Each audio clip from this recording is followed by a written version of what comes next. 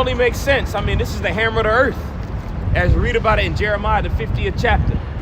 And when you look into the hammer of the earth, and it represents an instrument that has been used to break. And when you look at, since America has been a nation, since it's been a country on the planet Earth, it's done nothing but fight. Nothing but been involved in war. Whether it's war that was on the land, which when this place was founded, there was a war not too long afterward, which they called it the Revolutionary War, which you fought against your mother. You know, America, that was against America and Great Britain. You know, so you ended up fighting against Great Britain, which again is part of the nativity of this country. And then you had the Civil War, which was the North versus the South. You know, and then lo and behold, on top of that, you have always had your influence, talking about America that is. You've always had an influence in your hand in the pot in some other place around the world. All right? Some type of military ties. Or you set up a puppet government by killing a political power in the rulership seat or whatever country it is. And then you setting up a whole nother puppet government that's over there still reporting to you. And you see this being done in America countless times after countless times. Now, granted, it is a kingdom, and kingdoms operate like that. Kingdoms do that. But when it comes to America, since it's had its influence on the earth, it's been in war and conflict. All right? You got the scripture from Jeremiah 50. I can pull it up because it don't matter. Going into the hammer of the earth. I believe it's in Jeremiah 50. You can start around like verse 17-ish. Because when you go into this verse here, it's a question being asked about Babylon and how it's fallen, and it's a question that's being asked. Like in Isaiah the 14th chapter, it's going into how was the oppressor ceased? How was the golden city ceased? And we're coming into the time right now where we're getting ready to see the oppressor and the golden city cease.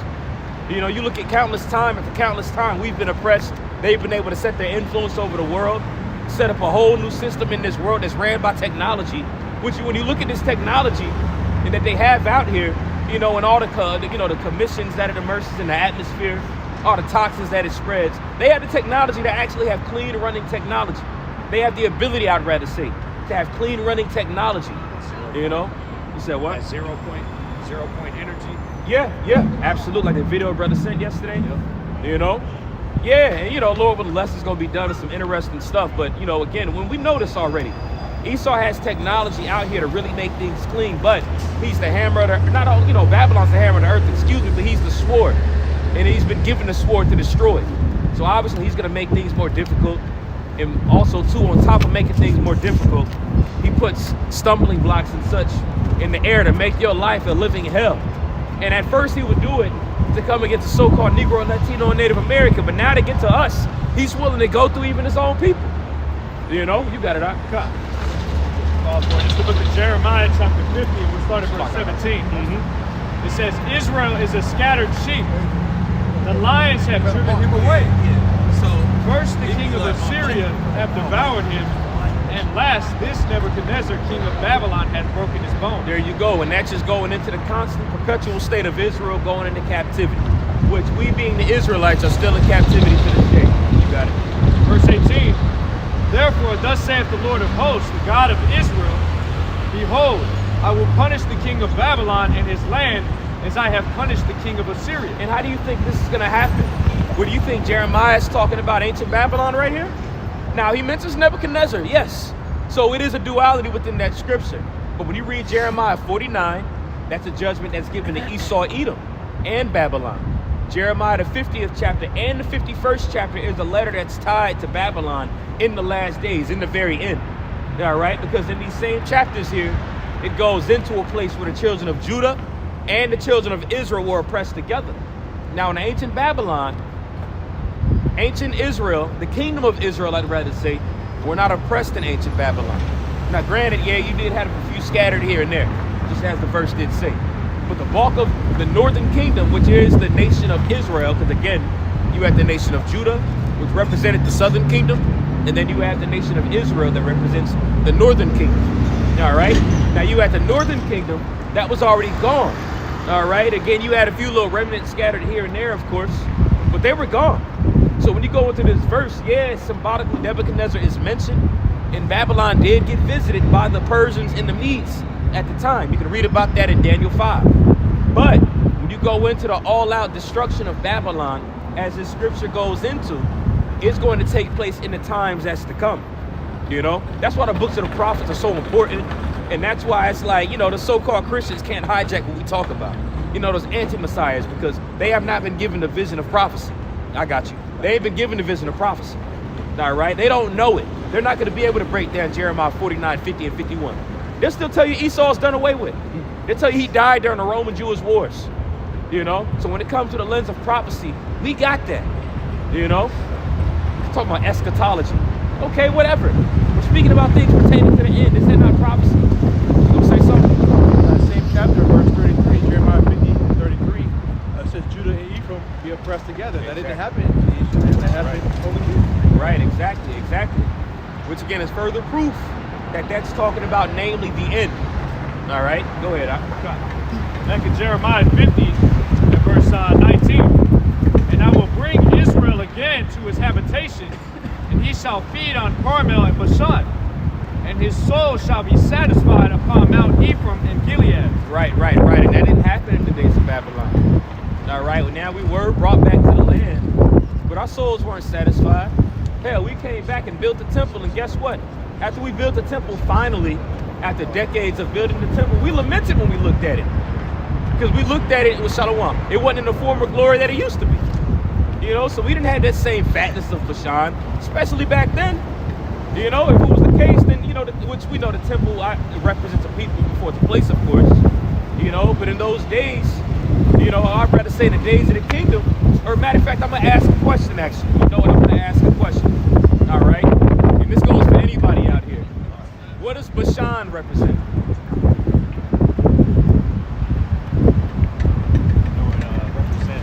I remember asking you about this. I know it represents like pretty much a place of rest and peace, like where things can produce, basically, where things can become fruitful. Don, you're right. There's a little more detail with it. Because you're right. You know, so you good. You know, I guess another brother. I know it means fruitful. I think it's the land of Ephraim. Mm-hmm. There you go. And also, too, it's known for having its heifers. You know what I'm saying? A heifer is a pretty, you know, it's a cow, obviously. But they were very big cows. You know, they were fed really good. So like you said, goes into the land being fruitful, tranquility. You know, if you had cattle, abundance, if you had cattle that was fat, you know, that showed you that that land was fruitful.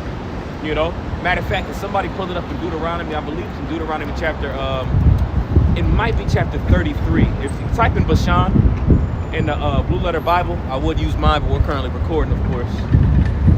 Just go into that. We can jump back to that scripture afterwards. The scripture says Jeshurun has waxed fat and kicked, you know? And in that same chapter, I believe in Deuteronomy 33, he likens us to heifers of Bashan. All right, or whatever you see pertaining to Bashan in the blue letter, you know, just pull it out. You know, I got one. just kind of read it out. This is Deuteronomy 32, verse 14. Butter and kine. So that's what I was Deuteronomy 32, not 33. You got it. It says butter and kine and milk of sheep with fat of lambs and rams of the breed of Bashan and goats with fat of kidneys of wheat. So it's always fatness that's tied with Bashan, whether it's lambs, goats, especially cattle.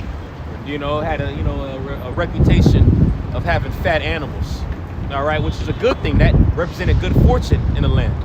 You know, and that goes to show you we didn't need no fucking GMOs to put in our food back then.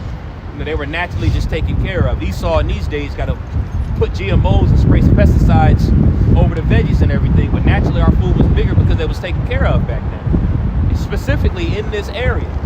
You know. Is there more on that one? No, that was it. God, you got something? For Bashan, it's soft and sandy. Raise your voice soil. just a little bit. For Bashan, it's soft and sandy soil.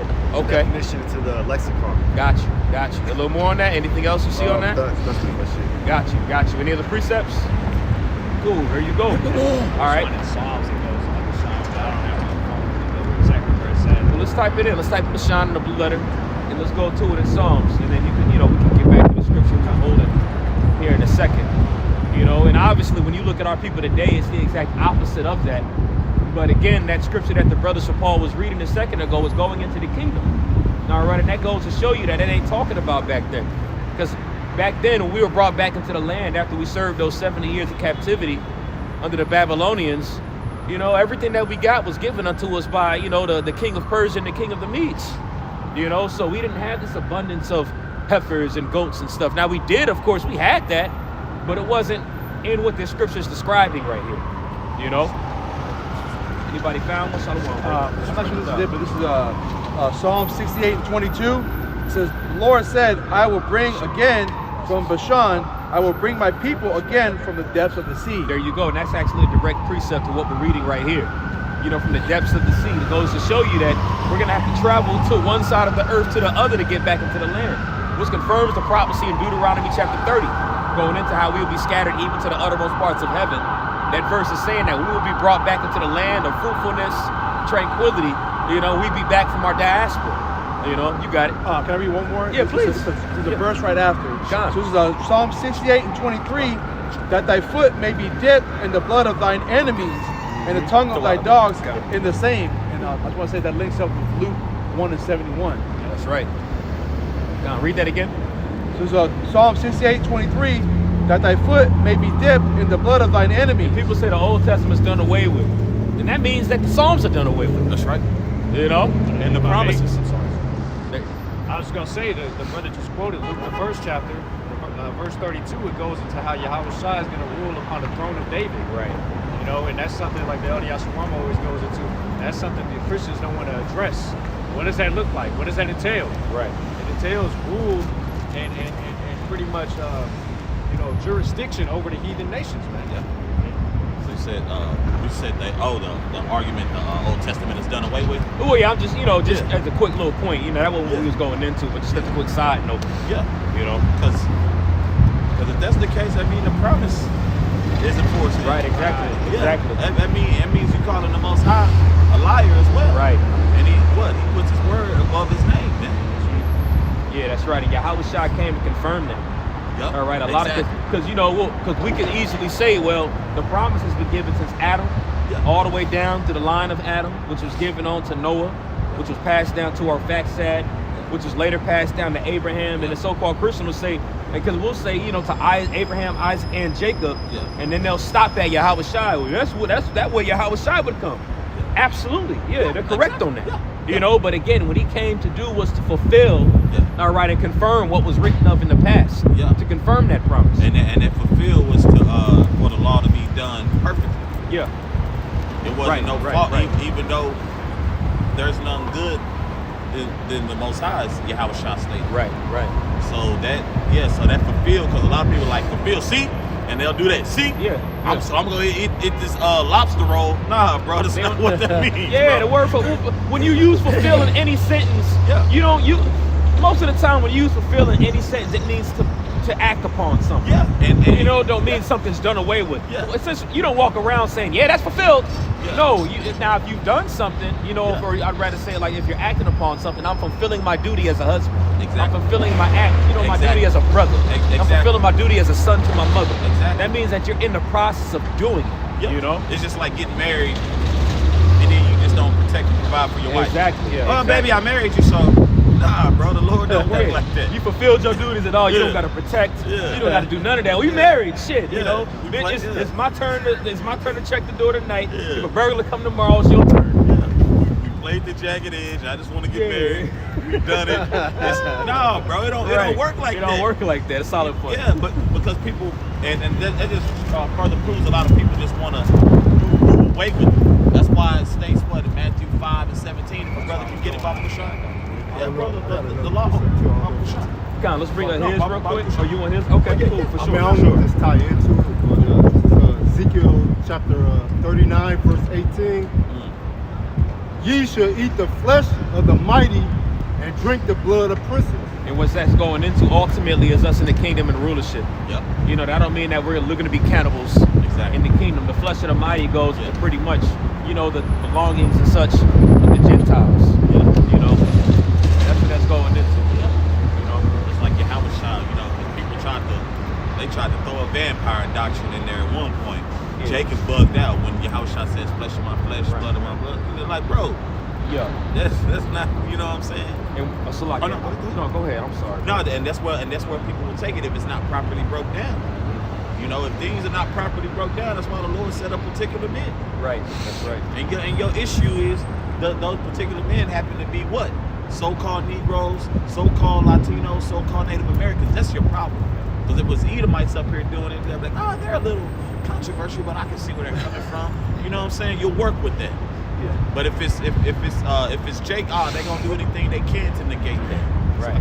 No, it's all good. Because I was going to even just add to that because he's reading Ezekiel 39. You know, what it tells in Ezekiel chapters 38 and chapter 39 goes into pretty much the fall of the land of unwalled villages. Which the land of unwalled villages, do y'all know what that's applying to right there? The land of unwalled villages. Like they did back in the day. You know, brothers that's been around for a minute should know this. The land of unwalled villages. That's here in Babylon. That's right. Just, if you go to the ancient country, especially like in Spain and stuff, they're gonna have like big walls and like ancient parts of an area for protection, but you don't have that here. Yeah, I that's think right. just because you didn't specify it was American. Yeah. It's America. It's America, but also too it applies to the small hats land as well. Right. You know, because they're in cahoots with one to another. You know, when you read Ezekiel the 38th chapter, you know, you'll find a lot of that applies to in the land of our land as well. You know, but Babylon, America, you know, and that land, the small hats are crucial allies right now. You know, you even see Donald Trump talking about it right now, like what he plans on doing for Israel. You know what I'm saying?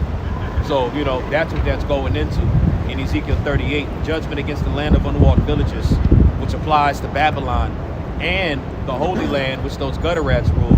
But when you segue into Salakia, when you segue to the 39th chapter, that goes into the fall. Matter of fact, you know what? You know, just if it's cool. But since you in Ezekiel 39, what verse was you in? That was verse 18. Start at the top. Start at the top. Yeah. There's a lot that embodies within this chapter right here. You know, it's going into the fall of Gog and Magog, who are Edomite nations, because the Edomites are still going to fall. All right, Babylon is going to fall first. All right, the Lord is going to use those other Edomite nations of the NATO and the EU. All right, they're going to join hand in hand with Russia. Obviously, as we know, those prophecies are going to send fire upon the earth. Okay, you're going to have Edomite nations and some other heathen nations that are going to be involved in that. All right, but you have Edomites that are going to fall. So just because Babylon falls, I mean, that's the end all be all of it. We got to remember World War III, you know, the fight over there in Armageddon, the Valley of Jehoshaphat. All right, and then Russia has to fall. You know, that has to take place. So when you read Ezekiel chapter 39, it's going into the fall of Edom, but on the Russia side, or pretty much across the sea. All right, pretty much that area of the Holy Land where we're at, where we're fighting at, that whole region is going to be cleansed. All right, and then the heathen are going to have to build that land up. That's what this chapter is going into, you know. And as we get brought back down in the chariots, we're going to enforce that. Lord, when the war of that number. All right, it's a large cleaning up that's going to have to take place. Okay, go ahead, Dawud. Okay, this is from the top, Ezekiel chapter 39, verse 1. Therefore, thou son of man, prophesy against God, and say. So who is Gog? Who is Gog? Russia, that's right. All right, Gog and Magog. Who is Magog? It's the land. There you go. Yeah. That's it. Good job, brother. Yeah, that's exactly it. That's the landmass. Yeah, all right. And it's like you said, the landmass, you know, the Black Sea, and I know you know it. Yeah, You know the landmass well, so I know you know. Yeah, absolutely, brother, on point. Father live over there. Huh? My father-in-law live Yeah, over see, there in Bulgaria. God. Yeah. So for y'all info, this ain't no made up book. This ain't no fairy tale, man. These maps that you see in you know, these maps and then particular landscapes, hey, they've been messed over, man. Because why? Because Esau's, you know, been in rule, so you know it throws a lot of people off. But when you go to the scriptures paint it spiritually clear. I'll put it to you like that. Spiritually clear. You know, we understand that spirit. That's right. Go ahead. Start from the top again. Come. All right, this is Ezekiel chapter 39, verse 1. Therefore, thou son of man, prophesy against God, and say, thus saith the Lord Yahweh Shemi power, behold, I am against thee, O God, the chief prince of Meshach and Tubal. There you you go. And that's also too, you know, another code to show you that that's talking about Russia. Because when you go into those two words in the Hebrew, chief and prince, Yeah. you know, for chief you have Ra'ash, Yeah. you know, and then for prince you have the word Shar. Yeah. And when you put those words together, Ra'ash Shar, you know, that's where you get a Russia. Yeah. You know, so Russia is really a derivative of a Hebrew word. You know what I'm saying? Russia, Ra'ash Shar. Yeah. You know, chief prince, Ra'ash Shar. We got a good idea who that's through the spirit, who that's talking about in particular. Who's, you know. Yeah, Lord willing is Yeah, him. yeah, through the spirit. Yeah, we Yeah. believe it to be him through the spirit. Yeah, the way prophecies, you know, the way prophecies looking, Yeah. you know, absolutely. You got it, Doc. Verse 2, and I will turn thee back and leave but the sixth part of thee, and will cause thee to come up from the north parts, and will bring thee up the mountains of Israel. Right. And what that's going into is the actual landmass of Israel. All right, because just as the Lord is going to use Russia and other nations and such like that to come against Babylon, they're also going to, you know, shoot fire against those small hats that are over there in the land. And again, we got to remember it's going to be war that's over there too. You know, so the Lord is going to cause a troop to come up their way. Go ahead. Verse 3, and I will smite thy bow out of thy left hand, and I will cause thy arrows to fall out of thy right hand. There you go. So in the midst of that, all right, them trying to flex, all right, the Lord is going to cast them down too. And he's going to explain in this chapter how he's going to do it. You know, that's why I like this chapter too, man, because, you know, it goes into spiritual power. You know, it goes to show you that the Lord is going to use his infantry, all right, you know, that are, you know, we come down from the heavens, new bodies, power, Lord, when we are that number, that's how they're going to get smitten. That's what it's going to talk about when you read this here. You know, go ahead. Verse 4, In order for you know, we just read those precepts. We're going to get back to it. How the land is going to be likened to Bashan. How we're going to be brought back. Remember the brothers hold to Jeremiah chapter 50.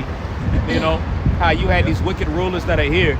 You know, well, in order for the land to be fattened like Bashan, you know, you got to take away the harbinger of death from that area. Esau's the harbinger of death. You know, so even death got to be taken away over there too.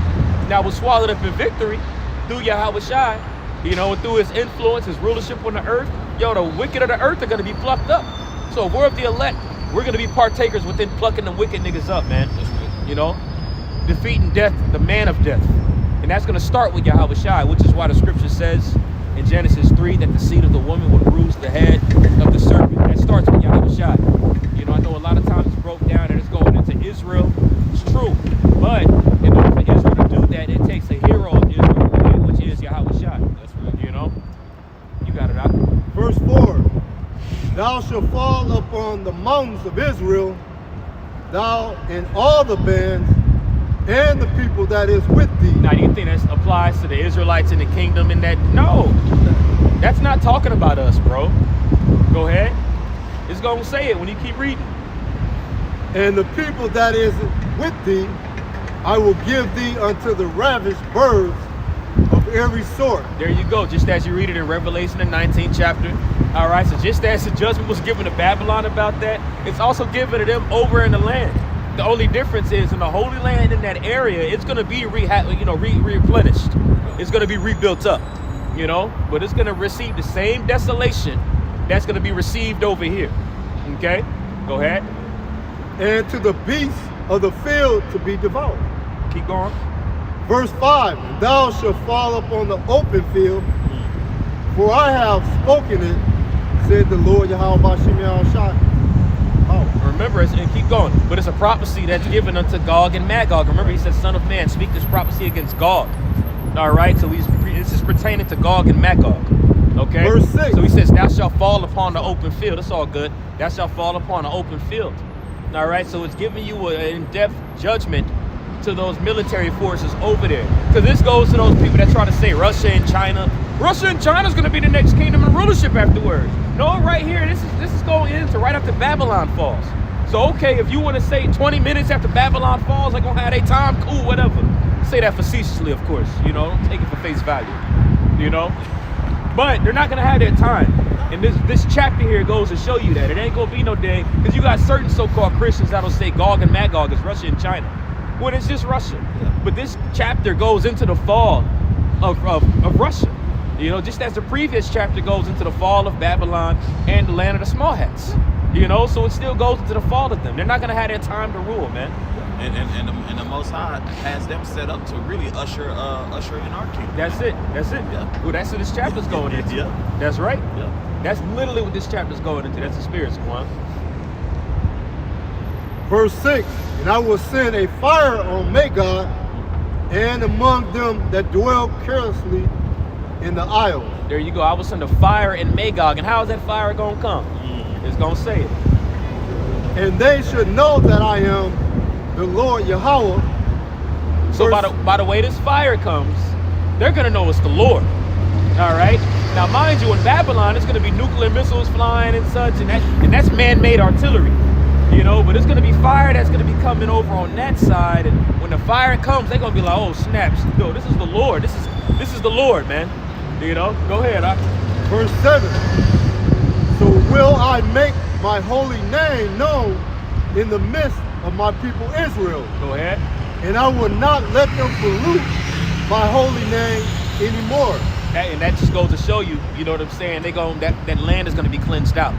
You know, those heathen that are over there, as you read it in Luke the 21st chapter, you know, the land shall be occupied until the time of the Gentiles be fulfilled. You know, well, this is going into the end of that time period. You know, you got it. And the heathen should know that I am the Lord Yahweh. Yeah, them small hats that's in the land, you know, those Arabs that are over there in that land, them Turks that are over there. Remember, in this same area, you're going to have all those nations that are gathered together too, on top of all of that. All right, so it's going to be a lot of occupants that are within that Middle Eastern area. All right, especially Russia, because this is directed toward Russia. Okay, so this is going into the fall of heathen authority. The heathen ain't going to fall when Babylon falls. Babylon's going to fall when Babylon falls, but the heathen still got to fall too. Now remember, the scriptures say in Psalms what? To bind their kings with chains and their nobles with fetters of iron. All right, there's going to be a process of how that takes place. Okay. You got it, The Holy One in Israel, verse 8, behold, it is come, it is done, said the Lord Yahweh Shemi power. This is the day whereof I have spoken. Keep going, brother. Verse 9, and they that dwell in the cities of Israel should go forth and should set on fire and burn the weapons, both the shields and the bucklers. There you go. So that's where the fire is going to come from. It's not going to be about thermonuclear destruction. That fire is talking about spiritual power. And it's going to explain that it's talking about spiritual power when you read it. That was one of the points there. All right, it says that we are going to burn them with fire. The shield, the buckler, everything that they have is going to be burned with fire. And that's not going to be the Russians that do that. Go ahead. And the bows and the arrows and the hand staves. So the missiles are going to be burned with fire by the missile. You know, it's going to be something that's going to take place. Remember, the scriptures say, nation shall not lift up sword against nation. Neither shall they know of war anymore. That's in Isaiah 2. That's in Micah 4. Both of those two chapters are pertaining to what's going to take place in the kingdom of heaven. All right, so their weaponry, their shields, all that is going to be burned up because they're not going to know of war anymore after this. You know, and this is also a cut to those bug outs that try to say that in the kingdom we're going to thrive, and then after 1,000 years they're going to come back and have their time. No, according to this chapter here, it says it's all going to get burned up. There's not going to be any weaponry or shield or none of that. You know? That's right. That's right. It's gonna be that sulfur. You said what? Sulfur. Oh, that's sulfur. Yeah, it's all divine intervention from the Most High. It's red from the Most High. Yeah, like the priest was going into. That's right. That's right. And it's going to explain how the wrath is going to come. This verse is going to show that the men of the Lord are going to be getting busy. Okay? You got it. And the spears, and they should burn them with fire 7 years. Go ahead. Verse 10, so that they should take no wood out of the field. That's what goes to show you it's not going to be a natural caused fire. All right? It says they shall take no wood from the field. All right? You're not going to go to the field and get wood to burn the fire and everything like that. You know what I'm saying? So this fire is going to be caused by other reasons. Go ahead.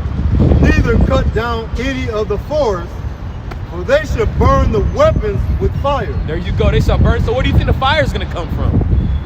It's going to come from the men of the Lord. You know, the Lord is going to use his men to burn this shit up, bro. That's what this verse is going into. You know, go ahead. I know brothers got verses. Go ahead. Tell you real quick. Come on, Squirrel. Isaiah 9 and straight to it. 9 and 5. For every battle of the warrior is with confused noise and garments rolled in blood, but this shall be with burning and fuel of fire. God, that's right. That's right. You know, because hey, the Lord is the author of all weapons. He's the man of war. So he can create the smith that burns the coals and such that creates weaponry. But he also is the founder of all of that. You know, so when it comes to power and fire and such, the Lord is obviously, brothers know, we all know he's commissioned over that. So it's a light thing for him to put power in a man, especially a man with a new body. You know what I'm saying? Coming from the chariots in the heavens, bro. It's going to be a light thing. That's going to be part, of what we've been waiting for. Here is the patience and the faith of the saints. Revelation 13. You know, he that killeth with the sword must be killed with the sword. You know, hey, Russia likes to gloat about their bombs too, just as Babylon does. They're all Edomites. You know, so the Lord is going to allow them to die by the sword. You know, and he's going to do it by allowing his men to have his power. You know? Midst of them fighting, that's when Yahweh Shai is going to return. So they're going to be fighting one another in turn and trying to fight Yahweh Shai. So it's going to be a lot of death before Yahweh Shai returns. You know what I'm saying? And when he comes, he's going to bring that ultimate fire. Yeah, that's right. The death and hell, he cast into the lake of fire. So you know what he's going to do. He's going to turn, he's going to cleanse this place. That's right. He gonna bring otherworldly fire. That's crazy. On top of the nukes. You got it? You got a precept? Oh yeah, just real super quick. This is Exodus chapter 15, verse 3. Yahweh is a man of war. Yahweh is his name. He exists. So he's with the smoke. And he's gonna provide the smoke, man. This is straight to the point, man. You know, this whole idea that no war is going to occur, what the priest is going into, prophecy is letting you know that it says otherwise, man. You know, there's no way you can prove this thing wrong, bro. You know, even Trump coming in saying, "Hey, man, it's gonna be popping, man." That's right. That's right. Yeah, because when you read Ezekiel, started from chapters 37, what does that go into? What does that embody? You know, Jake waking up. Yep. The camps, the signs.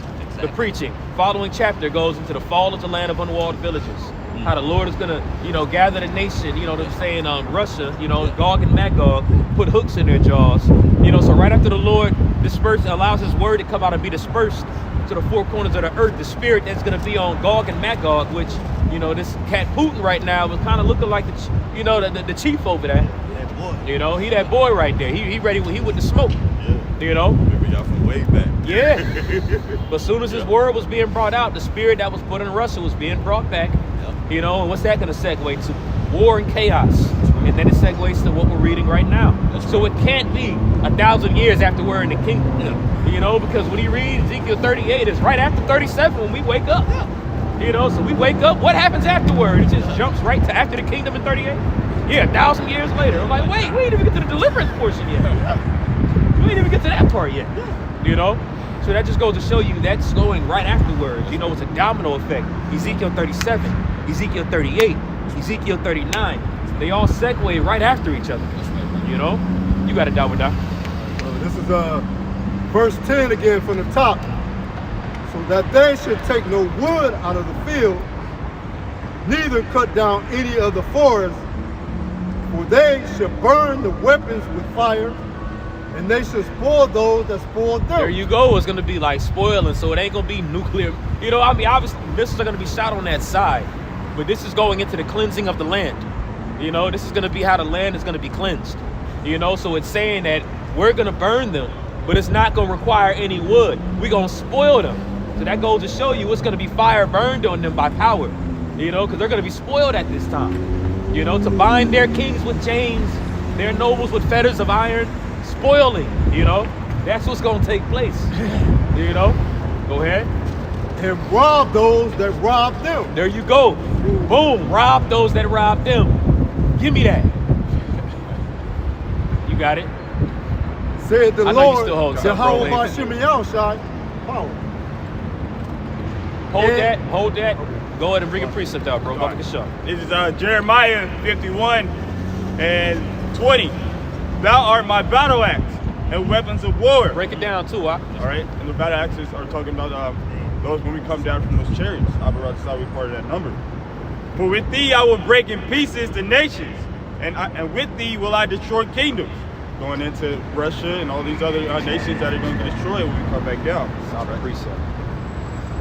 With thee also will I break in pieces. Wait, slug in. And with thee I will break in pieces the horse and his rider, their weapons and tools, the fact that you know their powers, their man. With thee also I will break in pieces break in pieces the chariot and his rider. With thee also I will break in pieces man and woman. And with thee I will break in pieces old and young. Everyone's gonna be getting it, man. It doesn't matter if you're young, old, you know, a child, Alzheimer's. Everybody's gonna have to feel the wrath of Yahweh Bashem Yahweh Shai. You got something in your nose, brother. There you go. Was there more on that one? I can stop right here. I will break also the pieces with the shepherd and his flock, and with thee will I break in pieces the husband and his yoke of oxen. Got you. Yeah, Right. so the farmer pretty much, you know, everybody. Yeah. You know, what comes to mind with the shepherd and his oxen and the farmers pretty much, you know, Bill Gates comes to mind. You know, because he has, you know, he owns the most farmland on the planet Earth. Yeah, that boy did that. You know, he's doing a lot of wickedness with that. So, you know, people in them top positions that have power over that are going to be taken, and they're going to be taken out of the way. You know, and a lot of them are going to be the ones bound in chains.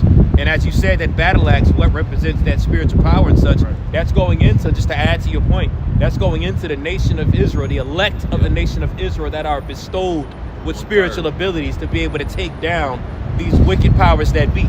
And that's all done through Yahweh Shai.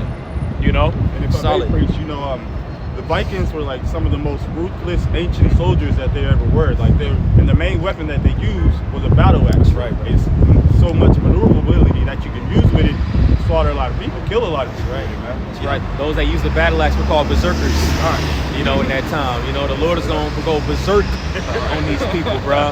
They were called berserkers when you look at that. Yeah. To add to the point. So there is a such thing as 1/3 and 2/3 for all you naysayers out there, man. And you gonna see, bro. That's right. You will see, because Drake really think everything is sweet out here, man. Like, bro, the Lord is about action. If you're not paying attention to the action that's going on, bro, you gonna get caught with a major uppercut, bro. That's right. You're gonna get caught like, oh, you know what I'm saying? If you box before, you've been into any type of hand-to-hand combat, get your ass stood up, You know when them knuckles touch right there, your eyes water. You know what I'm saying? Yeah. A lot of that is coming, man. Punches that you don't see this one that's not too. Yep. That's right. This is the book of Isaiah, chapter 66, verse 15 and 16. No, this is good. Isaiah 66, Isaiah 66, 15 and 16, it says, "For behold, the Lord will come with fire, and with his chariots like a whirlwind, to render his anger with fury, and his rebuke with flames of fire." Now we know that verse specifically is going into the chariots, the so-called UFOs or UAPs as they call them in this book. And we know that to be the vehicles of the angels, man. All right, and what they're going to do when they come back, all right, Yahweh Shai going to be on the father's ship, the one that you read about in 2nd Ezra, the 13th chapter. And Ezra saw the vision. He saw it from one corner run into the earth and to the other. It was so massive. Like, what's that movie with Will Smith? Independence Day. Yeah. Like exactly like that, man. And then you had the other chariots that were going around doing what they're supposed to be doing. That's right. You know. But I really wanted to get to this verse 16. It says, because what the brother went into, like I said, old, young, like you read in Ezekiel the 9th chapter. Those 5 different angels that were sent forth to slaughter, right? And then you had that one angel with the writer's ink pen that was sent to write the mark of exemption, ultimately upon the foreheads of the men that sigh and cry for the abomination done in the midst thereof. They're going to be covered at the end of the day. Right. But those that don't have that those 5 different angels of slaughtering are going to come and ultimately do work. It talks about old, young, little children, infants, whatever the case may be, women, right? So verse 16 it says, "For by fire and by his sword will the Lord plead with all flesh, and the slain of the Lord shall be many." So just, based on what the brother had brought out. That's right. So the Lord deals with death, as the scripture, life and death, as the scripture says. issues of life and death belong to the Lord. Yeah. When you read that scripture, and it's all good. When you read that scripture in Psalms, that's going into the Lord has the ability to save or destroy. You know, so he's going to clearly destroy. He's going to use nuclear missiles to do it. All right, he's going to use plagues to do it, different types of judgments, and he's also going to give his men power to be able to do it too later. You know, that's what's going to take place. Based upon that. Obadiah chapter 1, and really, you can start at like verse 15. We know this chapter in itself really just highlights, all right, the biblical Edomite. Right. All right, as we know, he was set to be ruling in the latter times, right? But it goes into, when you read verse 15 through 18, it talks about all heathen, but I don't want to prolong it. Obadiah chapter 1, of course, in verse 17, it says, but upon Mount Zion shall be deliverance, and there shall be holiness, and the house of Jacob shall possess their possessions. And how's that going to happen? In order for that to happen, judgment has to take place first. You know, the heathen got to be brought down to submission. All right, into subjection. That has to take place. And so-called Christians, these anti-messiahs, don't want to talk about that. You know, as much as they want to come and pop up to these camps and everything. Hey, are you guys Hebrew Israelites? You know, what about everybody and all the Gentiles? But what about Revelation 2:26? Golly, bro, what about in the kingdom, how the nations are going to be dashed like a potter's vessel? What about that? You know, like what is going to be other heathen dashing, you know, a Moabite dashing another Moabite in the head? Get down, you heathen. No, man. It's going to be a hierarchy in the kingdom of heaven, man. It's going to start with the nation of Israel. And the heathen are going to be good in the kingdom after 1,000 years, minus Esau, Edom. Right. All right, they make it seem like in the kingdom we just gonna have our foot on their neck the whole time, just yeah. No, man, the scripture says when a righteous kingdom rules, the people rejoice. That's right. You know, so it's gonna be righteousness on the earth, free energy. This brother was going into that like a mug yesterday, man. You know, it's gonna be beautiful out here, bro. You know, please, Aquan. Jeremiah 16:16. Behold, I will send for many fishers, said Yahweh, and they will fish for them. And after will I send for many hunters, and they shall hunt for them. And they shall hunt them from every mountain, from every hill, and out of the holes of the mountains. You know, so what the brothers going bringing that. You know what I'm saying? How the men of the elect, they going to be the guys that's going to, you know, correct the heathen. Right, correct these people that have been destroying the earth, and us ultimately help usher in the kingdom of heaven along with the Yahushua. That's right, beautiful, man. Clean energy, man. Clean energy that's infinite, constantly flowing. You don't think there's not going to be any energy in the kingdom? You know, as they say, energy is never destroyed. You know, it constantly flows, so it's going to be a transfer of power. You know, when I say energy, they ain't like plugs and outlets and light. We don't know. You know, I have not seen nor ear heard, so I'm not saying it like that, but that's all going to be, you know, reintroduced in the kingdom of heaven in the way the Heavenly Father deemed how he wanted it to be done, you know? But again, the man of sin has to be casted away. The heathen got to be put down into subjection. You know, the power of the chariots, all of that, what you see, that's going to be running the earth, bruh. You know, that's the Spirit of the Lord that's powering the chariots. The Spirit of the Lord is going to be running the earth in righteousness, man. You know, and we're going to be the officials to push that. You know, so what, you don't think we're going to have that power to push his power, his authority? You know, Esau's, you know, the cops are giving guns and freeze.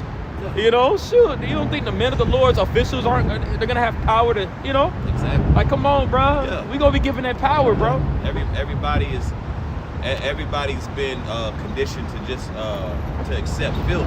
Right. Opposed to, bro, I want to breathe in clean air, bro. Straight I up. want clean water. Bro, everybody, you know, and I get like the health kick. Bro, really imagine eat clean in the kingdom. Right. Bro. That's part of the eye have not seen. Yeah. Damn. Body go operate at its full potential. Right. Plus, you know, the nation is, well, the elect is going to be those celestial bodies. That's right. The elect is going to be on another level. That's right. You know, but the people, even a regular person, man, if they were to come back and be amongst us, man, the people that's in the kingdom right now, they're going to be looking at us like, ugh. Right. Ugly little demons. You know? Half of the time, what we're trying to do is just cope, eating, drinking, Right. you know, on medication, self-medicating. All that is coping. And really, why you're coping, one is because the environment too, because your body's not operating at full capacity. Yeah, you gotta take tinctures. In the kingdom, you ain't gonna need to take no tincture, man. Yeah, man, I got this valerian root tincture. The kingdom, you gonna have a new body. You ain't gonna need no tincture in the kingdom. Yeah, asking, hey, Sean, hey, is it ready yet? You know what I'm saying? I got this kombucha. It's good for your gut. Yeah. You know, you ain't gonna be in the kingdom talking about, you know, how good your bowel movement was. You know, I got heartburn. yeah, you have a bowel movement and you thank the Lord after it because you've been constipated for 3 days straight. You ain't gonna deal with that in the kingdom, bro. Straight up, man. Real quick, Papa Sean. Con, let's Paul finish his and you can bring yours out, but not. Back in the book of Obadiah, I'll read 17 again, the points at 18. It says, "But upon Mount Zion shall be deliverance, and there shall be holiness, and the house of Jacob shall possess their possessions." Right, which the brother already broke down beautifully. Yeah, and holiness, you know, a lot of times too, you know, it goes to the ornaments. You know what I'm saying? When you read it in Isaiah the 60th chapter, it goes into the ornaments that are going to be on the horses. You know what I'm saying? Just the all-out beauty of the kingdom. You know, you got it. Verse 18, "And the house of Jacob shall be a fire, and the house of Joseph a flame, and the house of Esau for stubble. And they shall kindle in them and devour them, and there shall not be any remaining of the house of Esau, for the Lord has spoken it." Go. You know, so just going into the point that you've been making over the past 15, 20 minutes, going into how, even in the last verse, it talks about those saviors coming upon Mount Zion. That's right. You know? Right. Thank you. God, and that scripture right there is going into ultimately when Esau, Edom is destroyed. You know what I'm saying? Because he's going to have, you know, be in the kingdom for his period of time, for 1,000 years. You know, he has to be rendered double to what's been given unto us. You know, we've been afflicted, especially by him in this short season that he's been released, close to about 500 years. Now, right now, you know, we know 1619 to 1969 was around the 350-year period that we were pretty much afflicted. But Esau had his influence even a little bit before that, because, you know, those pretty much, that Renaissance started around the 13th, 14th century. You know what I'm saying? So, you know, about 500 years later, you got today. You know, you got to, you know, a little after that, of course, you know, doing the math. You know, but he has to be rendered double. You know, so he's going to serve 1,000 years. And then afterward, what the brother just read, how the house of Jacob shall be as a fire and Joseph a flame, and Esau shall be for stubble. That's going to be them being burned the hell up after them 1,000 years completely. There's going to be no more Edomites after that. They're going to be eradicated from the face of the earth. You know, but just another example going into where is that fire going to come from? You know, just as the brothers reading that example, and what is that, Ezekiel 39, going into how we ain't going to have to get no sticks to burn up Gog and Magog in the land. Well, the same thing applies to over here. It's going to be done by the power of the Lord. Chariot, spiritual power. You know, that's how it's going to be done. You got more on that? No, that was Okay, you got one, but not? Real quick. Okay. Oh, there you right there. Make sure we lift up our voice. That's right. Because the bro said that this car said that it's hard to hear because of all this traffic. Okay, the water. The water. This is Sirach 10 and 4. Just laying backing off what you said initially, all right, about Mount Zion being set up over a period of time, right? Because right now we're living in wickedness under the rulership of Esau Edom. This is Sirach 10 and 4. The power of the earth is in the hand of the Lord, and in due time he will set over it one that is profitable. And the one that's profitable is Yahweh Shah, man. We witness enough wickedness in this kingdom, man, right? We know what wickedness is now, right? Let's talk about righteousness. Absolutely, absolutely, right? Because the devil did lie when he spoke to Eve, when he said, you know, you shall not surely die, right? When you learn wickedness, right? But through wickedness, death comes, man, right? So we're looking for righteousness. We're looking for real life. As the priest was going into, you know, take some real food. Man, we don't even know what that's like. Real water, we don't know what that's really like. You know, fresh air, we don't know what that's really like. But we're waiting for Yahweh Shema Shah to establish that righteousness, and then everyone's going to enjoy, all the other nations. That's right. That's right. Solid. Gone. All right. We can. You got anything else, Paul? No, that was it. Okay. You got one too. All right. Bring that, and we can jump back to that that Ezekiel. And then we've got. I know. You know.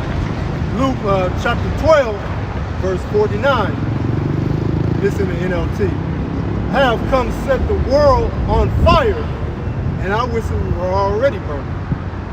Pretty much, that's what Yahweh Shema Shah going to do. He's going to set this place on fire. That's right. For all the wickedness that's been going on, throughout the earth. And pretty much what's going on now, the small hats, what they're doing right now. That's right. Israel. Beautiful, beautiful, man. A lot of people like to equate the devil with fire. Ooh, the devil, fire, burn forever, pitchfork. No, bro, it's the Lord that deals with fire, bro. The Lord gave the devil the ability to split an atom in half. That's already in technology. Not even technology, forget that. That's already something that existed before time was itself. He just allowed Esau to tap into the left hand to be able to do that. But the Lord is really going to truly show you a light show. And that's what this chapter is going into. You got that back in Ezekiel 39? Yeah, verse 10 again. Yeah, that's right. That's cool. Right back, okay. Ezekiel chapter 39, verse 10. So that they should take no wood out of the field, neither cut down any of the forest, for they should burn the weapons with fire, and they should spoil those who spoil them. There you go, because back in the ancient world, like what I'm saying, Azan, you brought up the example of Vikings back then. I'm pretty sure you watch some of them shows on Netflix and everything. I know The Last Kingdom is one of my favorite shows. It's a really good show. If you into that, I check it out. And it's also our history too. We were those Vikings. But when you just give y'all a visual of it for those that have watched that show. When you pillaged the city, you came by with torches and sticks, and you would toss it. Where do you think that wood came from? The forest. You would get all that stuff. You would gather all that stuff to be ready for the siege. So you would have horsemen that came in. They come in there on the horsemen with their torches, yelling, screaming, throwing the torch on the hay, the hay roof, burning it all up. So he's giving you an illustration of how sieges was done back then and how towns and villages were spoiled. And he's saying, look, it ain't gonna be spoiled in the normal way that any other place is spoiled, where you take fire and everything, and you do that, you take all the women. Remember, we're gonna take their women too. This is the spoiling it's talking about. I'm gonna say it again, this is the spoiling that it's talking about. So we gonna take the women, we gonna take a lot. Apply the law, shave their heads, you know what I'm saying? All of that, bro. Like, this is a spoiling that's gonna take place. We just ain't gonna come with the horses. No, we gonna come with our God-given power. That's why I said earlier in that chapter, Gog and Magog shall know that it's the Lord that does this. Just get that illustration of it. You got it. And rob those that rob them, said the Lord Yahweh Shem Yahushai, power. Verse 11. And it shall come to pass in that day that I will give unto God a place there of graves in Israel, the valley of the passengers on the east of the sea. And it shall stop the noise of the passengers, and there shall they bury God in all his multitude. There you go. So you have Russia that's gonna get fucked up over there in that land, is what that verse is saying. Because again, they're gonna think they big shit for a little period of time after they shoot the missiles. Babylon gets burned down. Again, this goes to those guys that say Russia's gonna have their time. Okay, if you want to give them their 20 minutes of fame, that's cool. This gives Russia their 20 minutes of fame, of their short little micro piece of a time. And again, I say it facetiously because they're not gonna rule afterwards. But this chapter right here just goes to show you after Babylon falls, okay, yeah, granted, they ain't gonna be dead just yet. They're gonna have to be taken. They're gonna have to be burned. It's gonna be a process. You got to go on. Say, brother, it says in the scriptures though, when Yahweh turned that there's gonna still be fighting going on. Right. So how can Russia officially win, I should say, if there's still fighting and skirmishes going on? Right. So that doesn't make any sense. Exactly. It's gonna take a mighty blow. America's gonna take a mighty blow. This place is gonna be burned up. But you gotta think, allies of America, right? People that wanna take that petrodollar, they're still gonna be fighting. They're gonna be lamenting for this place. Right. Like, oh man, like allude to Revelation 8, like, oh man, we make some money with them. Our money's messed up. That fighting's still gonna be going on because people are still gonna be fighting for that top position. And that top position is the people who's gonna be ruling that, like the brother, this up and coming Elder Hill, like to go into. They will fight for that fourth industrial revolution, really control over AI. So you can't really make the argument that Russia's gonna be ruling it. Exactly. Right, it doesn't make sense, and it doesn't line up with prophecy. It's like, in order to say that, you really got to be delusional and really want this place to just continue. Or just an asshole that wants Trying to be different. Yeah, trying to put them remixes in there. Yeah, it's the only asshole. You got it. This is at the very bottom of verse 11. And they should call it the Valley of Hamgad. Hamengad. Hamengad. Yeah, the Valley of Hamengad. All right, and what does that mean? What does Gog mean? Gog is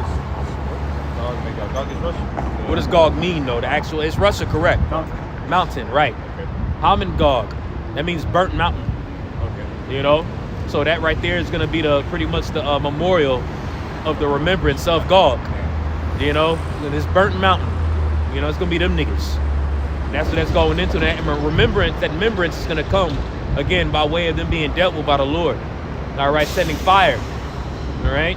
So this whole account that we're reading about right now, going into the fire, the seizing, the spoiling, is going to be a remembrance of it. And it's going to be known as Hamengad. You know, again, burnt mountain. You got it. Or pretty much like a mountain of graves. You know. You Verse got it. 11. And it shall come to pass in that day. Oh, it's like Matter of fact, somebody pull up Haman, Bobby Kashaw, that word. Yeah, Khan. You can keep reading while he's pulling it until he gets it.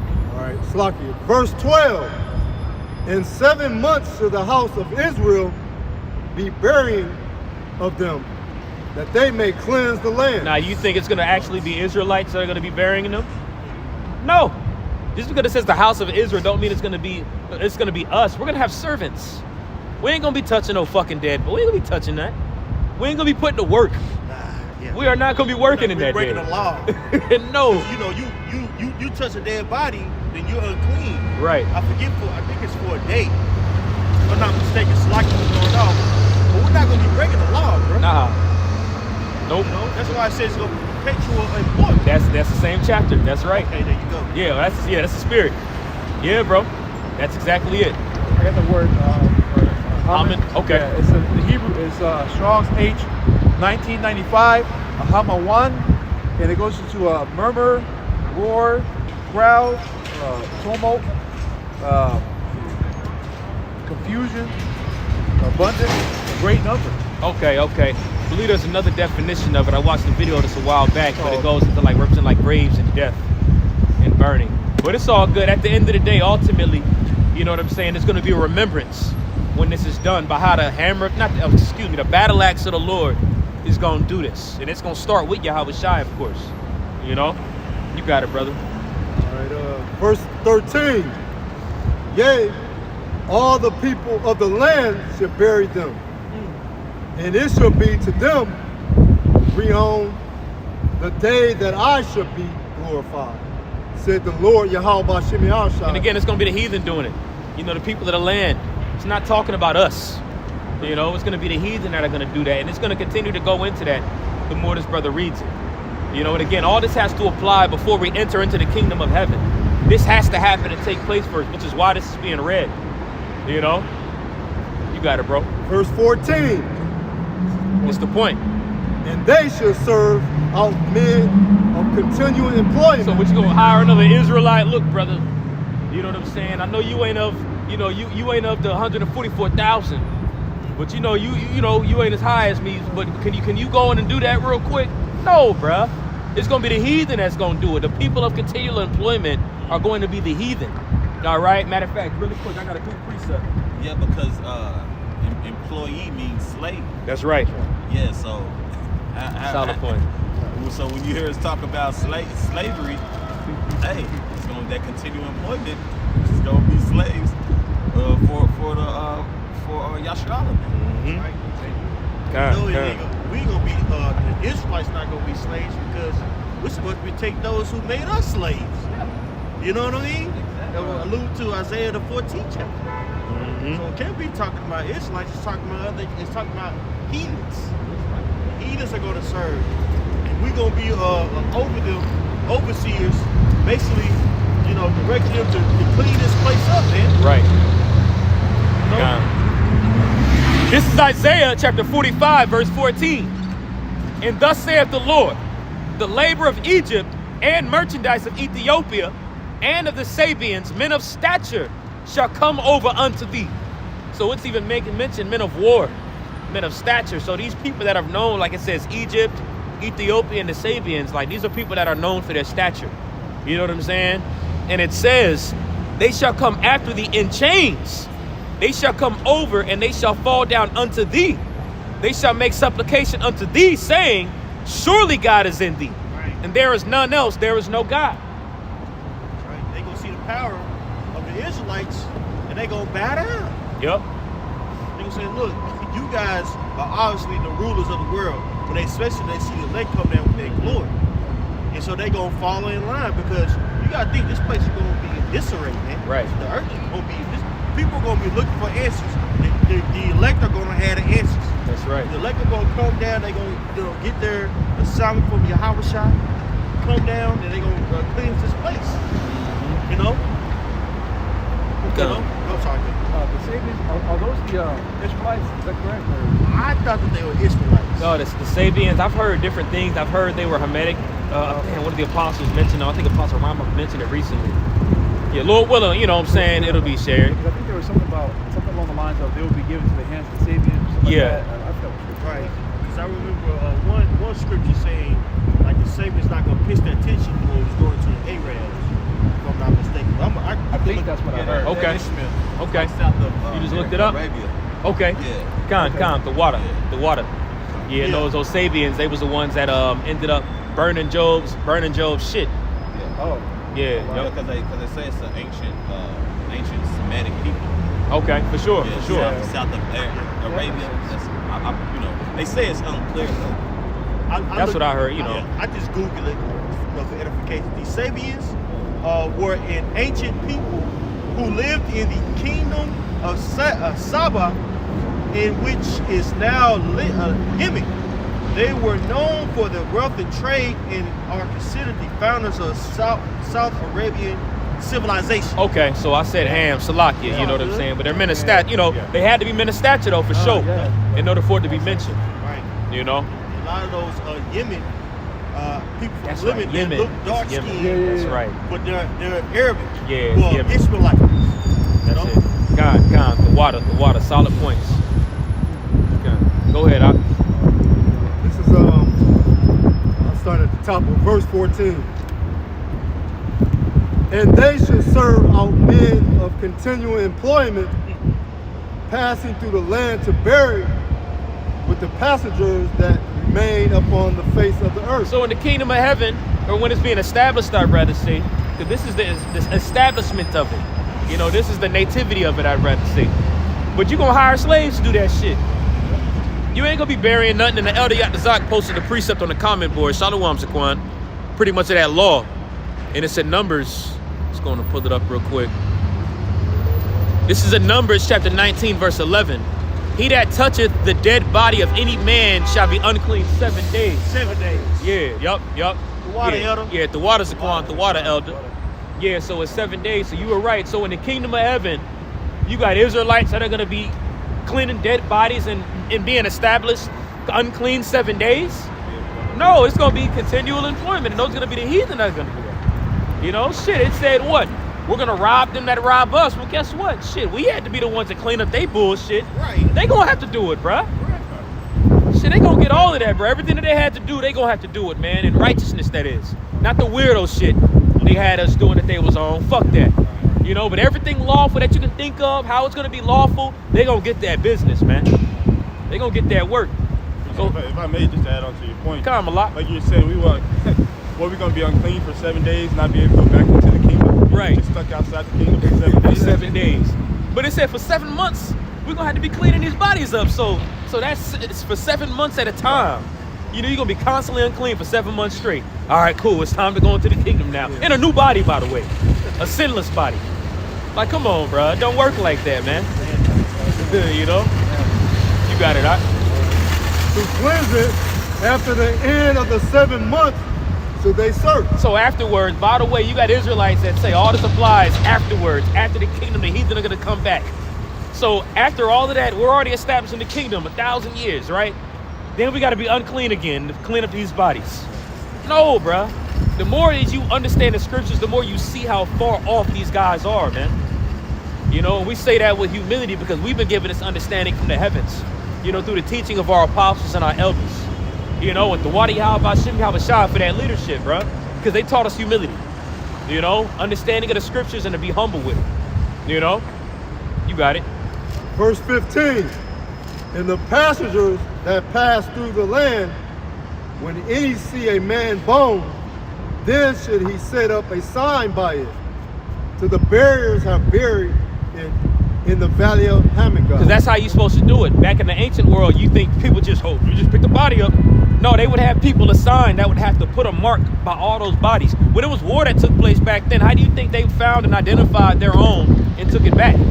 You know, they had to have people that set stuff by those dead bodies, and then they had to have people that passed by to be able to do that. You know, so you see a dead body, boom.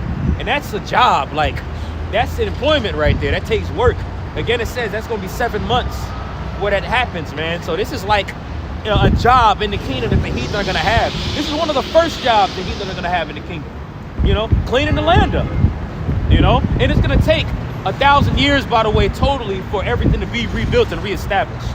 All right, but it's gonna start with the Holy Land and even that area within itself just to be cleaned up in general. You know, because there's gonna be a lot of dead bodies. You know, this is war we're talking about. War unlike any other war. You know. Just that same verse in the NOT in the very end, it says the valley of God's hordes. Now, if you know what a horde is, the horde actually goes into it's an Asiatic steeps that coming from the land of like Turkey in that area. So it's showing that it's, you know, that's Esau, right? So it says right here in etymology, it says a tribe of Asiatic nomads that live in tents. Yeah. And you had that in the land of Magog. Solid point, brother. Solid point. Go ahead, Verse 16. And also the name of the city should be Hamnah. Thus should they cleanse the land.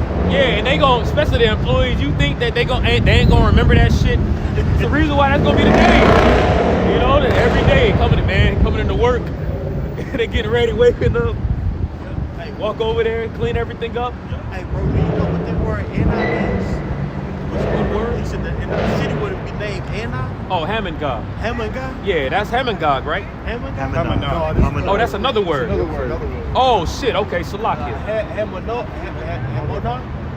You in the blue letter? Yeah, we can look that word up. No, the what? I thought he said Hamongog I got the at first. word. Okay.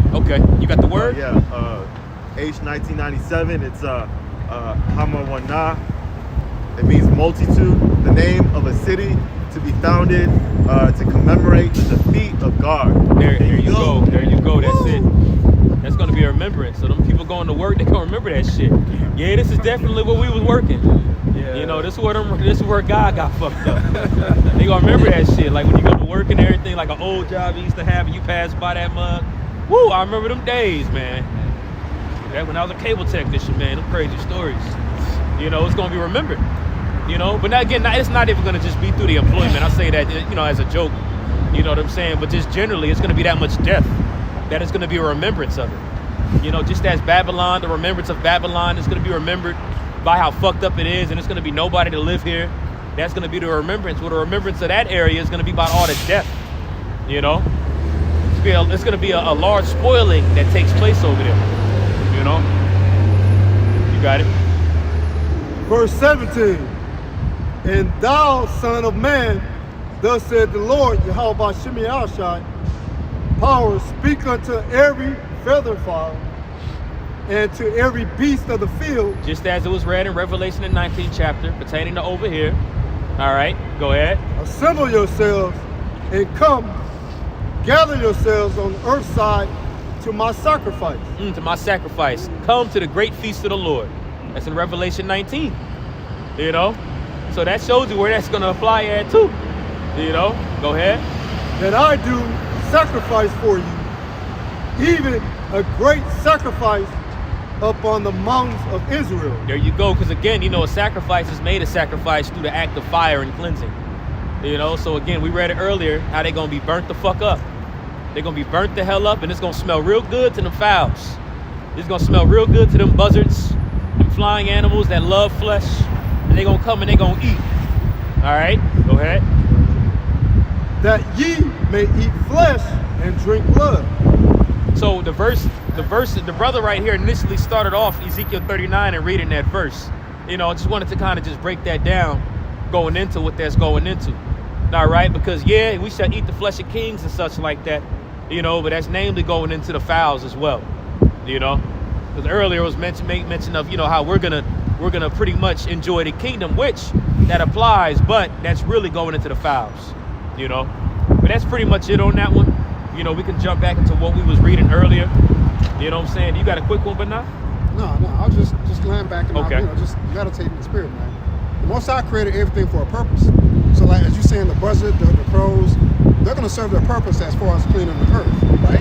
It's going to come to fulfillment because those things are going to, after their death, it has to be cleaned up, like you said, and it's going to feed the earth. Right? It's going to feed the earth. It's going to serve the purpose of their creation. Every creation that the Most High created has a purpose. That's right. And sacrifices get eaten. You know, they get eaten, man. So it's going to be the birds that are going to partake within this sacrifice. And bottom feeders are needful because they eat up dead flesh that can cause like parasites and bacteria. That's right. That's right. So all that, you know, all that those dead bodies on the earth, man, you know, it's going to be needful that these vultures come around and eat up that flesh, so you know disease doesn't spread on earth. It's just part of the cleansing process, you know, whether it be fire or the true purpose of the creature's dead. That's right, man. Brother's going in. You good, Spar? Yeah. Back in Jeremiah 50, we started at verse 17. We're in verse 19. Man, you want me to start back up at 17? Yeah, that's cool. Yeah, that's cool. Jeremiah 50 and 17, it says, Israel is a scattered sheep. The lions have driven him away. First, the king of Assyria hath devoured him, and last, this Nebuchadnezzar, king of Babylon, hath broken his bones. Funny, it says last too, even though that was next after Assyria pretty much, but it says last, which goes to show you it's kind of symbolically going into the end, which we know there's not Nebuchadnezzar that's actually ruling, but again, symbolically the king of Babylon in the end.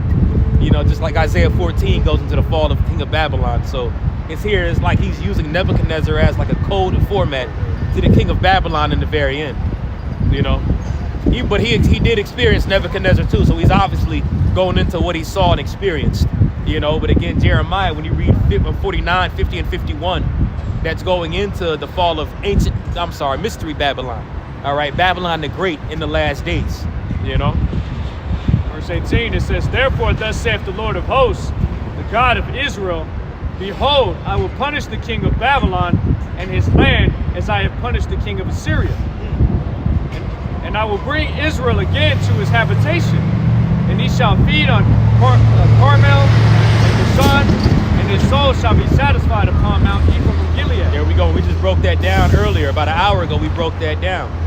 You know, and that just goes to show you that it's not talking about us being brought back from ancient Babylon, because we didn't, you know, we didn't have it like that when we got brought back. You know, we rebuilt the temple again. Jake lamented afterwards, especially those that remembered the first temple. They lamented because they like, hell no, this ain't nearly in comparison to what it used to be. You know, so it wasn't the same back then. So this is going into the end. You know, us being restored back to what it was initially supposed to be. You know. In those days and in that time, saith the Lord, the iniquity of Israel shall be sought for, and there shall be none. There you go. That goes to show you it's not talking about ancient Babylon. All right, because we still had iniquity back then. We went back into captivity afterwards. You know, so it's going into us having to have new bodies in order for that to happen. We're going to be changed. Go ahead. It says, and there shall be none, and the sins of Judah, and they shall not be found. For I will pardon them who I reserve. There you go.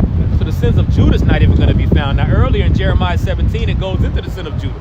You know how they crucify Yahushua. You know, it talks about how the sin of Judah is written upon a stone that's the tip of it is like diamond. So it's a perpetual remembrance of that. But here it's saying the sin of Judah is going to be pardoned, which goes to show you it's going to be, it's going to be new. You know, it's going into the establishing of the kingdom of heaven. You know, we're going to have new bodies. We're not going to go off the wicked Israelites that went off. are going to be dead. Rebels going to be purged out, and it's going to be a restarting of everything. You know, so the sin of Judah is not going to be applied anymore. All right. Now, of course, those Jakes that come back in the kingdom, that come through our loins, Lord, when we are that number, they're going to have that remembrance of what they did, you know, but they're not going to be full of sin. They're going to have new bodies too. So they're going to, just because they had that remembrance, don't mean that they're still going to have sin in them. So that sin of Judah is not going to apply no more. It's going to be done away with, you know. Go ahead, This is Isaiah 45:17. It says, but Israel shall be saved in the Lord with an everlasting salvation. It shall not be ashamed nor confounded or without end. Please. Come on. So this is letting you know what is everlasting, never ending, right? What is salvation, right? Being saved, right? And it says all of Israel, right? Like the priest was going into, right? That first selection, which is the elect, are going to be saved first, right? The dead rising first. And the 2/3, all right, they're going to be ashamed. They're going to remember their sins, that they didn't bow down to Yahweh Shema Shai. They're seeking this kingdom, right? But they're still going to be what? Saved with an everlasting salvation. Like the priest said, there's order in the kingdom, right? The elect, and then you have the Lord elect. Then you're going to have the 2/3 that's coming in with shame, but they will still be of Israel. That's salvation. Solid. Back in Jeremiah 50 and verse 21, it says, go up against the land of Merathaim, even against it, and against the inhabitants of Pekod. There you go, Merathaim. I love to go into this verse right here. You know, it says go into Merathaim. All right, now Merathaim, do any of y'all know what Merathaim is? Merathaim is a code word for Babylon. All right, when you go into the word Merathaim in the Hebrew, all right, it means double rebellion. You know, and that just goes to show you that it's talking about America, because this place has rebelled more than any other nation. It's actually bypassed all of its fathers. You know, shit, Babylon did bad. Well, America took it all the way there on top of that. You know, all these nations you could think of that had their influence was nowhere nearly close in touching the wickedness that America's done. You know, hey, the scriptures say it when you read it in what Proverbs, the 29th chapter, when the wicked increase, transgression increaseth also. You know, so here in the latter end, not only is it rebellion, but it's double rebellion. And Jeremiah was speaking in coded form to Babylon back then, you know, because back then, you know, he prophesied, of course, you know, but they had draconian laws that was out there too. You couldn't just speak too freely about it, you know. So he spoke in parabolic form, you know, just as a lot of the prophets spoke. What is that? Ezekiel 17, the Lord commanded Ezekiel to speak in a coded language. That way those that were righteous or, you know, meant to receive it would receive it. You know, and even our Lord Yahweh Shai. All right, yeah, let's move around. Yeah, that way he can move around. You know? Yeah. I have a point to bring out, if I may. Yeah, go ahead, bro. You know, the word Egypt, Mitzrayim, is a double right. straits. That's right. Going into the, you know, double rebellion. Like It was probably hard for him to go around to that dip right there, you know? And then right there, yes. Yeah, so, you know. That makes sense. Yeah, Salaka for you know, I ain't looking at that. Jake was mean and looking at him and stuff like that. He already handicapped. Damn. Yeah, he's trying to get by. He should have said yeah, because we didn't know if he was going to be a demon or not. No, I'm talking. So we thought he was going to roll. I thought he was. You know that turtle that hits the black Air Force One? That hate black shoes? Thought he was going to do that to Jake? Work together. No, I'm talking shit. It's real jacked up right here. God. But he should have said so. He should have said something. I thought I was just like, the briefcase, like he's about to. He intimidated. He like, oh shit, y'all home. These, especially you got an intimidating look, brother. Like 6'5". I mean, yeah, you know, you tall. He already small in the wheelchair. He looking high at you and big beard. You know, Jake looks stoic as hell. I guess I'll just wait until they get done. Yeah, that nervous smirk. Especially it was. that elevator smirk. They eat him right in the elevator. Shit, where was we at? Salakia. Salakia, brother. But that was it, though. You know, Egypt, Mitzrayim, double straits, like going to that code word of Babylon, double trouble. That's right. Solid Rebellion. point. That's right. That double for sure. Double straits and the rebellion. That's right, brother. Solid point. It says even against it and against the inhabitants of Pekod. Now, Pekod, that word Pekod is also another code word for Babylon as well. And Pekod means to visit or visitation. You know, so what that verse is saying right there pretty much is the Lord's going to visit the place of double rebellion. You know, and he say it in a coded way. All right, go ahead. It says, waste and utterly destroy after them, saith the Lord, and do according to all that I have commanded thee. A sound of battle is in the land, and of great destruction. There you go. And that sound of battle in the land, you have the prophets that are speaking about it first, actually before it happens. You know, so the sound is being brought out there. That trumpet is being blown, as you read it in Amos, the 3rd chapter. So there be a trumpet that be blown in the city, and the people shall not be afraid. Well, the prophets are speaking this right now before it actually takes place. But it's going to eventually happen. And before Babylon is ultimately taken by fire, there's going to be an ample amount of events that are going to transpire over here that's going to build up to the nukes coming. You know, we go into that all the time. You know, you said what? Yeah, that's right. Beginning of sorrows, and that goes for these buckouts that are floating around with that whole. You know, it ain't a new doctrine. It's another recurring argument again of how there's not going to be any Jacob's trouble, and we've heard this countless times. It's always every few years it cycles through. You know, but there is going to be Jacob's trouble. Yahushua talks about the beginning of sorrows, and he's speaking that to his men. He's telling you, look, these are the beginning of sorrows. If it didn't apply to them, then why would he be telling them that? Why would he be telling that to everybody else? Why did he pull them to the side in secret and say, look, when you start to see these events happen on the earth, when the sun starts to look like blood, when the sun doesn't give, when the moon starts to look like blood and the star, why would he tell his disciples that if it didn't apply to them? You know, that's for these weirdos that are saying there's going to be no Jacob's trouble. You know, that verse, Yahweh clearly said otherwise. You know? Hey, because if you read up in Matthew 24, and the disciples ask him, when, basically loosely paraphrasing, when are you going to return? Right. He named all these things that's to happen before he returned. Right? Also, it says in Matthew 13th chapter, basically, Yahushua was getting on the scribes and Pharisees. So you have to look at the weather Right, to discern right. time. You can discern that it's about to be bad out here. Straight up. Like you people who say there's not gonna be a time of Jacob's trouble, you see discern that judgment is ruling. I mean, look at the plight of America, bro. Right. It's crumbling right before our eyes, and it's only going to get worse. That's right. You know? Gotta put this up, This is Isaiah 55:11.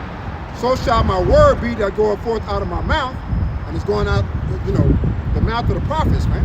Right? This is not about own will. We're just doing what we're commanded to do. 2 Timothy 4:1. To preach this gospel. Now, there's two sides to a coin, right? It's talking about salvation, but it's also talking about deliverance. Yeah. Right? But this is the word of Yahweh. That's right. So shall my word be that goeth forth out of my mouth. It shall not return unto me void, but it shall accomplish that which I please. It shall prosper in the thing whereto I sent it. Right? So that's the difference between all these other, you know, idols or fake religion. It's a testament of prophecy. Is it going to happen? And when it does happen, that is the truth. Whereas all these other Buddhism, you know, Hinduism, It's not going to save them. it's not going to save you. All those words that they said will not come to fruition. This is the proof of whether it's true or not. Well, It's going to happen. that's why it says in Isaiah the 19th chapter, they shall go to their idols. Every man shall run to his idols and such, but it's not going to save them in that day. You know? Just to add to your point. Here's the point, verse 23. Jeremiah 50:23, it says, how is the hammer of the whole earth cut asunder and broken? There you go, and that's the question. Just like Isaiah the 14th chapter says, how was the oppressor ceased?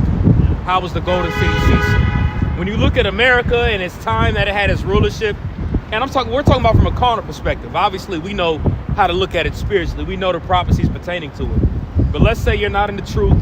Before the truth, you look at America's military 20 years ago, for say. You look at America's military and its might, that I'm proud to be an American song bullshit.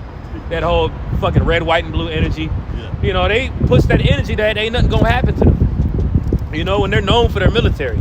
You know, just as ancient Rome, because America, as we know, is modernized Rome. Well, just as Rome was known for their military, Babylon's known for its military. You know, and matter of fact, you know, when you read it, we don't got to get it, but when you read it in Daniel 7, it goes into the fourth beast, which is the Roman Empire, having great and iron teeth. Y'all know that's synonymous for the military strength, right? Got you, for sure. Now we cooking with grease. So, you have Donald J. Trump right now that's in office. obviously, as we know, he's getting ready to be inaugurated on the 20th, which is the sacrifice day. The water. The water. But yeah, that's all.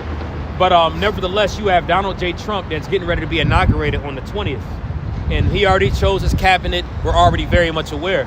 And you have Elon Musk, you know what I'm saying, that's pretty much on his right hand. He's part of his cabinet and everything. We know Elon Musk is, you know, the actual today's Tony Stark. You know what I'm saying? He's the real life Tony Stark. You know, Tesla, SpaceX. You know, he has the ability to be able to do some strange shit pertaining to space, pertaining to vehicles and all of that. And he's actually even talking about trying to bypass Lockheed Martin's F-35 and talking about pretty much making military-grade drones, which they've been having these strange drone sightings all of a sudden, which a lot of those are chariots, but a lot of those are actually drones too. Now, we know that Elon Musk owns Twitter. You know, he changed the name from Twitter to X. And just recently, actually on January 1st, the same night of the Black Moon, he changed his name from Elon Musk on Twitter to his new Twitter panhandle called Crixus Maximus, or Cricius Maximus. Now, Cricius Maximus is a Roman name, you know, which goes to show you, tie in that this is Rome all over again. They going into that Roman way. But also, too, Cricius Maximus is a Egyptian deity that was worshipped. And it was a frog deity that was worshipped. And as he changed his name, Elon, to Cricius Maximus, to Elon Musk to Cricius Maximus, he changed his panhandle or his avatar to Pepe the Frog. Pepe the Frog is like a through frog meme. You know that frog that everybody posts whenever some fucked up shit happens with the teardrop. You know, that's Pepe the Frog. You know, when his panhandle or his avatar, rather say, is Pepe the Frog with this Roman military drawing on sand and everything. Now it's unique because a frog represents uncleanliness. And even when you read it in Revelation, the 16th chapter, it talks about out of the mouth of the beast came 3 unclean spirits that were likened unto frogs. Now, we're not saying that he's one of the unclean spirits. No, just going into the irony of it. Because the 3 unclean spirits, when you go into that, it represents Babylon's military. Now, right, it represents pretty much the world financial market. And it also goes into this religious sect that's ran through the Catholic Church. You know, that's where you have it based out there in London. All right, where there's an obelisk needle. All right, you have it in Vatican City, Rome, where there's also another obelisk needle. And you have it in Washington, D.C., where there's also another obelisk needle, which all those signify ancient Egypt. But again, it went into the 3 frogs that came out of the mouth of the beast. One of the frogs are tied to military. So ironically enough, you have Elon Musk, Cricius Maximus, who's named after a frog god, that's sitting here in hand with the king of the hammer of the earth, the military strength. Just see how the Lord's playing it out. Hopefully that made sense and came together, you know? I looked it up, and it goes into the Egyptian god of darkness. Yeah, and of the water, and of darkness. Boom, darkness and chaos. You got 2 of the biggest guys ahead of technology with Mark Zuckerberg. That's right. And Elon at the helm. They gonna be ahead of what? Of the technocracy. The technocracy, that's right. Military, all of that. Again, I'm not saying this is Elon, but I wouldn't put it past it with those mystery drones. Can't put it past them, bro. They already gloating and promoting their SpaceX launch and returns. There was just another return that happened a few days ago. Like, you know, of course, those rockets, they able to go up.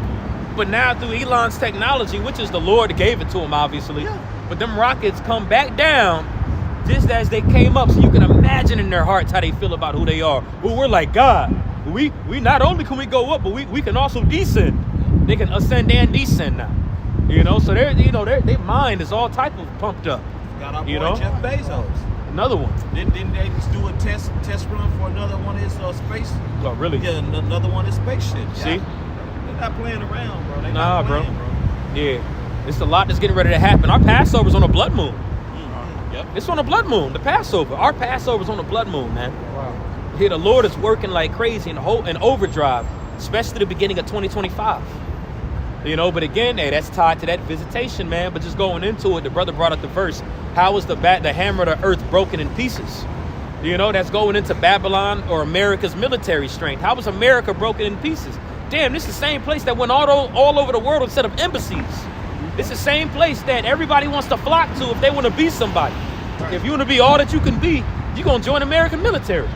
This was the MO that America's pushed ever since it's been a nation. You know, and not only the average American thinks like that, but you even have heathen that think like that, which is why they come over here. I wanted to beat somebody, though. He came to America. You know, through. Gonna be out of there when it comes down to it, man. Now they want to run back. Right. You know? Shit, you had Joe Biden that pulled military troops that from Afghanistan 2 years ago. Oh yeah. You know, it's like, damn. Yeah. They was trying to hang on to that plane. They were legs dangling. Yeah. You know, they wear garments out there too. Their garments flapping in the wind. Half the boxing gym that I trained, the kids are mostly Afghan kids. You see? Oh, for real? A ton of them. I got like 4 or 5 in my little stable of boxers. Refugees who came over here. Damn. Because there was a lot of them that got. They're good too. Oh yeah, they be having them hands. They're some fighting people, bro. Yeah, well, you know, Ishmael's a wild man. Yeah. You know. Yeah. So they, you know, they seen a lot of things from a very young age. So it's nothing for them. It's already ingrained in them. Right. You know what I'm Right. saying? Yeah. They pamper like you Americans, fat folks. And they're hungry.